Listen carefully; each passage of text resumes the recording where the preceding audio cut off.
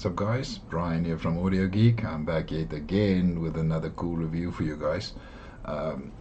Man, I have to say here at Audio Geek it is starting to look like a EarAcoustic audio shrine of all the in-ear monitors I've got from them. I've got for this week, I've gotten in the EarAcoustic Audio STA high-end Max. It is a budget one, it's $89. And I got the headers in also in this week, so it's going to be nice to compare the two, because I want to see if this is also going to be a contender for best IEM under $100. I've heard a few of the EarAcoustic Audio's more expensive models. I scored the SPA Pro Max. I scored that one full marks. It's one of the only IEMs I've ever scored full marks. I've then reviewed other ones from them, and I have to say the house sound that EarAcoustic Audio has, it really resonates with me, and also their build quality, something that's very important to me. And the biggest plus point, these guys do not make flimsy cables.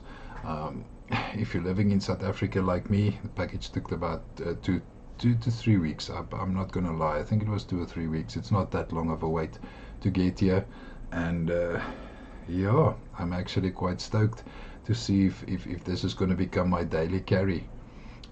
So without further ado, let's get into the unboxing, guys.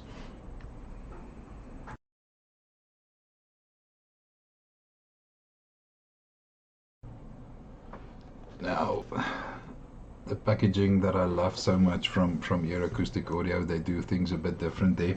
It's this really nice, looks like a jewelry box that jewelry and stuff comes in. You slide it open. At the top there, you'll always have your shells looking at you, and I will get into this at the look and build, but I always say the EarAcoustic Audio stuff, it looks like a jewelry to me. Okay, if we take that part out, we've got a little box with all our tips and all that stuff inside.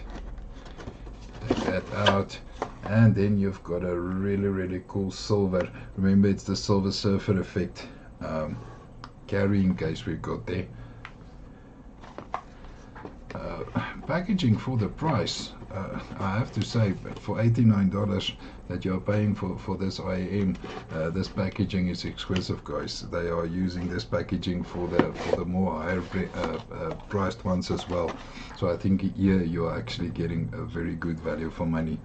I can't wait to get into the look and build, because I really love the look, and actually I love everything about EarAcoustic Audio. So yeah, let's get into the look and build.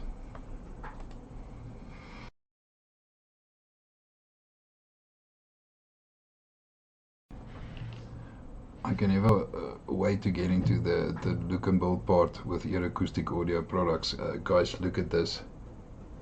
Just get a good focus here. Oh yes.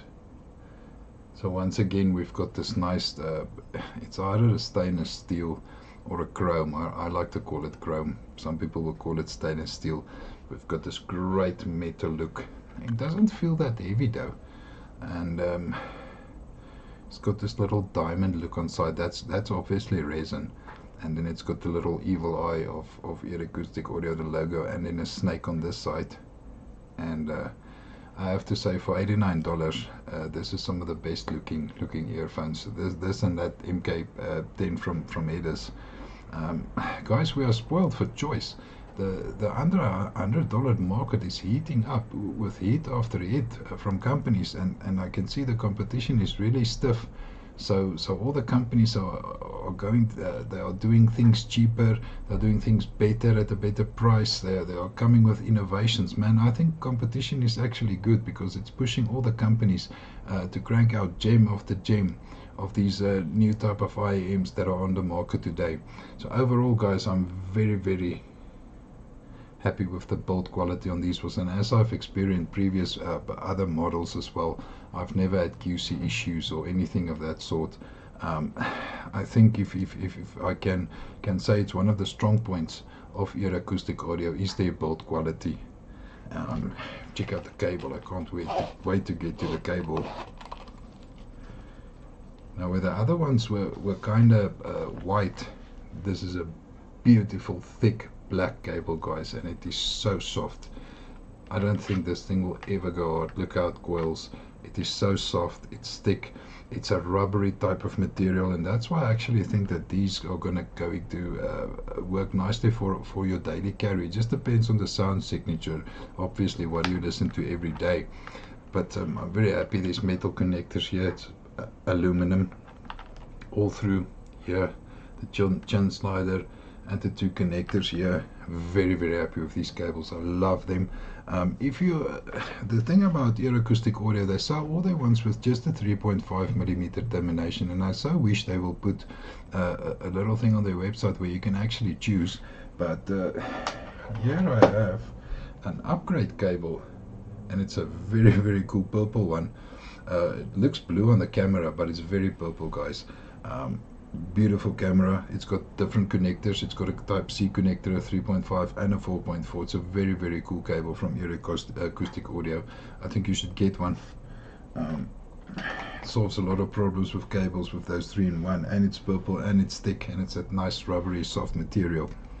So if we check out the tips here, oh no, staying with the cable, big bravo with this leather cable organizer, and not that little velcro nonsense that I always throw away that the company sends you. EarAcoustic audio really scores points with me regarding the cables and the cable organizers, because that's always a big problem for me. Okay, so you get your tips in cards like this. It's your normal silicone tips. There's wide bore, and yeah, the ears wide bores, and there's obviously narrow bores in here. So one's going to have a bit more treble and mids, and the other one's going to be for bass. The fit, I'm not really going to fit them now. I know how EarAcoustic audio, most of their shells look the same, and it's an exquisite fit.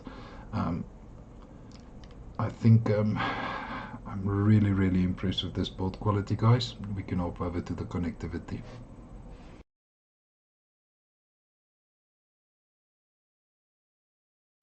I actually did a whole connectivity part now when I did the explanation regarding the purple cable from EarAcoustic audio. So basically this is a 3.5 termination, and I mean it's a plethora of things you can plug this in. Cell phones, that's got the 3.5 audio jack, little dongles that you can plug into your USB-C, DAC amps, DAPs, netbooks, laptops, tablets, your PC.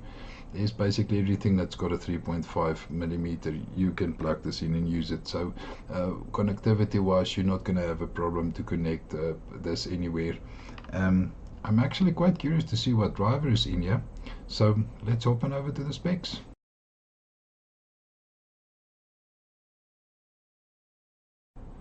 As I said in a previous review, the main difference between the SPA and the STA series of EarAcoustic audio is the SPA series has the better flagship driver inside, and the STA has a different driver. On this STA high-end Max, it's a 10mm ultra clear analysis dual magnetic DLC diaphragm, plus a 6mm composite diaphragm dynamic coil unit. So this is not a single driver. This looks like a 2-driver unit, a 10mm and a 6mm. The sensitivity is 110 dBs. That's very sensitive, and at 30 ohms impedance, you're gonna have no problem. Just before I started the specs, I had to listen, just put them on some of my cell phone, and I have to tell you, it drove it very easily. So I don't think there's going to be any problems there. Your frequency response rates 10 to 30,000 hertz, and obviously your wire specification is a 0.78mm 2-pin. I see the cable is an oxygen-free copper and silver-plated wire, which is a mixed weave. So yeah, overall the specs are looking good. 2 drivers, under $100. I'm actually very, very curious to see how these two drivers perform, and I'm going to be listening to this STA high-end Max for a week, and then I will be back. Stay tuned.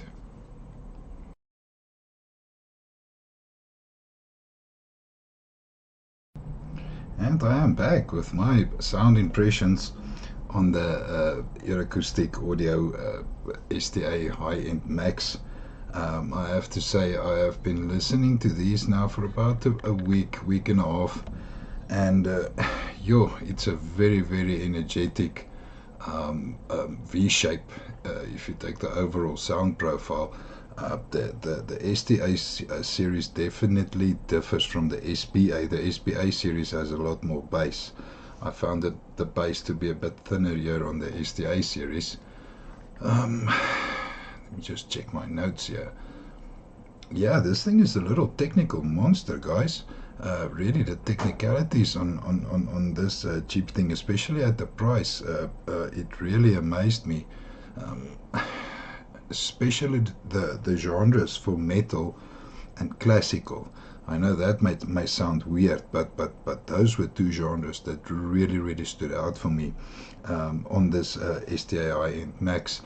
If you look at the bass, I went over to my EDM folder. There's a song by Artbat. It's called Horizon. That song normally has very deep, a deep bass line. For me, with the STA and Max, the bass was very clean and controlled and fast and punchy, but there's a lot of mid bass slam, but the sub bass was a bit lacking for me. There was that warm bottom end that I loved that was not there. Same thing with a song by Airod. A song's called Adrenaline. Yeah, it's a kind of a drum and bass song with very fast, punchy bass, and again, this driver keeps up very well. It's almost like a planar, the way it keeps up with the beat, but still the sub bass was a bit lacking. Oh yeah, I remember this song. It's called The Sound of Space by Enrico Sangiuliano. That's a trance song, also very fast, very punchy, some synthesizer tunes in there. It's a very fast and punchy song, and I found the overall presence was a bit lacking, but the driver could keep up very well. There was no overextension of the driver, so I couldn't hear any fake or muddy bass. The bass is really well controlled. Indira, Paganotto, the song's name's Legend. Look, what I also discovered was that the STA is a bit source dependent. It is a very clean sounding V shape. So if you're going to hook it up to ESS Saber DAC, it's going to be a bit sterile, guys. This prefers a CS Cirrus Logic the type of DAP with that chip in, or a dongle DAC with that chip in. It just adds a little bit of warmth there. Then I went over to some rap bass, and I have to say there things improved a lot. 50 Cent Disco Inferno is one of my favorite songs from my younger days. I love that song. Man, it was much better. The bass sounded more round, more full. Also with if you go into a more bit of a rock type of bass, Creedence Clearwater Revival, I heard it through the Grapevine. Now everybody knows it's a massive long song, and it's got these very deep bass lines. I did enjoy the song very much, but there was still that bit of a warmth at the bottom end I would have preferred. So overall, it's V-shaped bass, it's clear, it's controlled, it's mid bass dominated. I have to say, for my everyday carry, I would have preferred a bit more bass. So yeah, let's check out the mids. The mids for me was really a bit of the star of the show here. I straight when I heard the bass tuning, it was with the narrow bore bass nozzles, and when I started listening for the mids and for the treble, I fitted the wide bore nozzles, and oh boy, that pushed the mids up a bit. It also opened up the treble quite a lot. It was it's not night and day, but there's definitely a difference, and I prefer it with the wide bore nozzles, because music like heavy metal, oh boy, Smashing Pumpkins, the song's name's Zero, Billy Corgan, man, his voice goes low, and then all of a sudden he hits those high notes, and I can only tell you that this STA and Max produces male vocals exquisitely. Normally the male vocals suffer, but not at all on this STA high-end Max. Marvin Gaye, I remember that one. It's one of my favorite songs of him, Inner City Blues. Once again, male vocals very well produced and not recessed at all. I did have to test. I enjoyed the male vocals so much. I just started listening to male vocals, and I just realized, oh shit, Brian, you still need to do some female vocals. So I went for Fleetwood Mac, and the song's name is Dreams. Yeah, Stevie Nicks, her voice. I think she's got such a beautiful voice that can start world wars. Um, Fleetwood Mac is such a awesome story, because I always tell people it's the weirdest love relationship, or love and hate relationship that you've seen in your life, because you've got a woman named Stevie and a guy named Lindsey. These two are in a relationship, and these two are in a band. So every time they break up or fight, then they write songs to each other, and that also influences the overall feeling inside the band. So Dreams is Lindsey Buckingham wrote "Go Your Own Way" to Stevie Nicks, and Dreams was her answer to that. So if you go and read the words with the song, you will see what I mean. It's actually one of the most weirdest love stories in the world. But yes, man, the voices on this is done extremely well. Female voices are not shouty. I was a little bit scared of that, because it is a bit energetic at this STA and Max, but not at all. Um, every instrument in the mid range, the mid part of a piano, the mid part of the guitar, everything sounded so in place, so in their own space and time, very big, very energetic. So I'm very happy with the mids.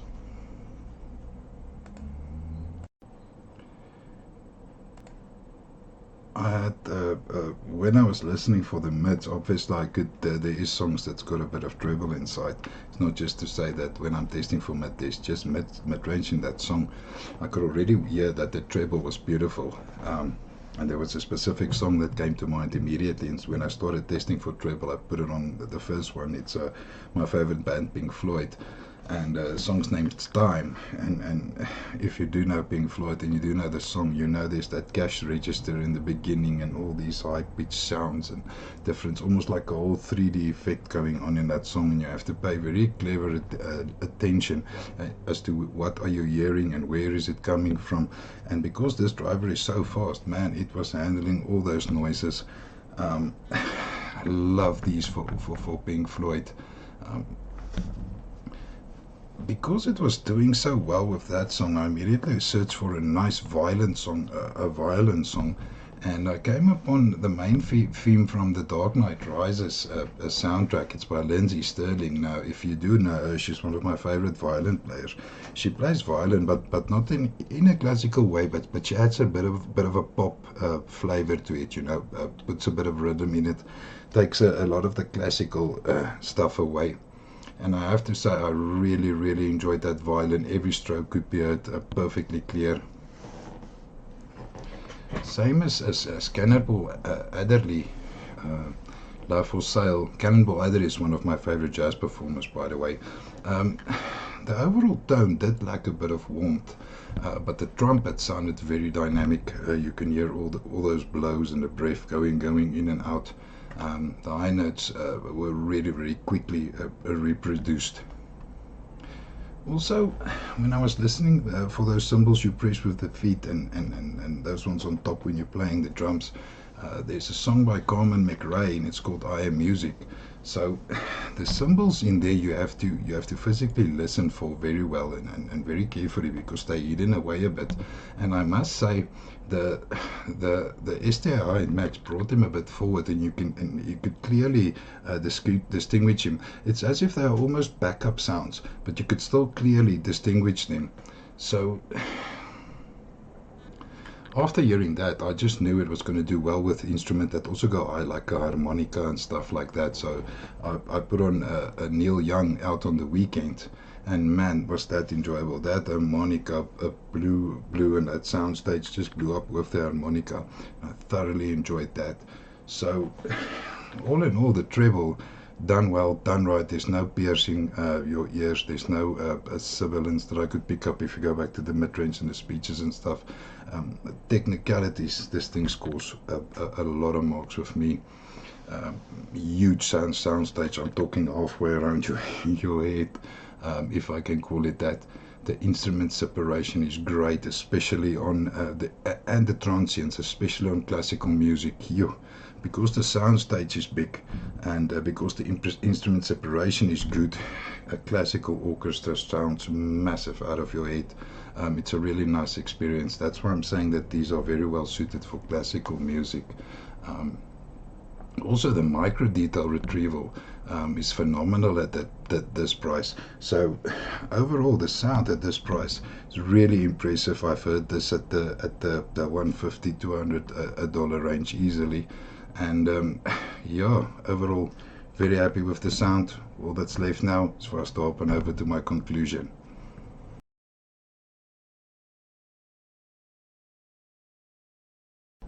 So for my conclusion, I will be giving man, this is beautiful. Just look at this again, guys. The STA high-end Max from EarAcoustic Audio. I'm giving it a very, very solid 4 stars out of 5. Will this be my everyday carry? I think for the next 2 weeks or so. We will see what else comes in that time. But for me, the cable, you don't get cables at this price point that looks like this. It's all these thin, flimsy cable thingies. Packaging is top notch. Like I said, this is a bit niche, but metalheads and classical music lovers will love this. It's beautiful looks, man. It looks like audio jewelry, so who should buy it? Like I said, under $100, if the sound signature that I describe suits you, then definitely you will not make a mistake. First of all, it's build quality versus price and performance. This is through the roof with EarAcoustic Audio. So yeah, thank you for watching my review. See you next time. Guys, thank you very much for taking the time out of your busy schedules to watch my review. If you like my content, please subscribe to my channel. Bottom right is the subscribe button. If you have any questions, please feel free to hit me up in the comments. We can also join my Facebook group. A lot of cool guys there, lots of information, lots of nice products.